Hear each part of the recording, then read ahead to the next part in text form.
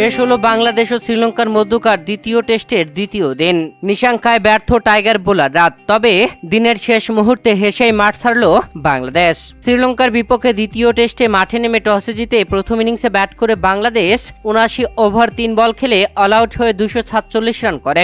এর জবাবে শ্রীলঙ্কা নিজেদের প্রথম ইনিংসে ব্যাট করতে নেমে দ্বিতীয় দিনের শেষ পর্যন্ত খেলেছে ৭৮ ওভার, রান করেছে ২৯০, উইকেট হারিয়েছে মাত্র ২টি। ইনিংসের শুরুতেই ৪০ রানে প্যাভিলিয়নে ফিরেছিলেন লাহিরু উদারা, তাইজুল ইসলাম উইকেটটি তুলে নিয়েছিলেন। তবে এরপরে আরেক ওপেনার পাথম নিশাঙ্কা অনডাউনে আসা দীনেশ চান্ডিমালকে নিয়ে দারুণ একটা জুটি করেন, যেই জুটি গিয়ে দলীয় ২৮২ রানের মাথায় পতন হয়েছে।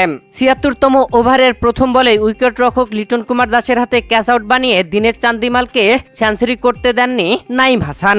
১৫৩ বল খেলে ৯৩ রান করে প্যাভিলিয়নে ফেরেন দীনেশ চান্দিমাল। তবে এরপরে আসা প্রভাত জয়সূরিয়াকে নিয়ে পাথম নিশাঙ্কা দিনটা শেষ করেছেন। ১৩ বল খেলে ৫ রানে প্রভাত জয়সূরিয়া অপরাজিত, আর পাথম নিশাঙ্কা ২৩৮ বলে ১৪৬ রানে অপরাজিত। লাহিরু উদারাকে আউট করবার পরে আর কোনো উইকেটের দেখা পাচ্ছিল না বাংলাদেশ। তবে দিনের শেষ মুহূর্তে এসে দীনেশ চান্দিমালকে আউট করায় খুশি হয়ে মাঠ ছাড়ে বাংলাদেশের টাইগাররা।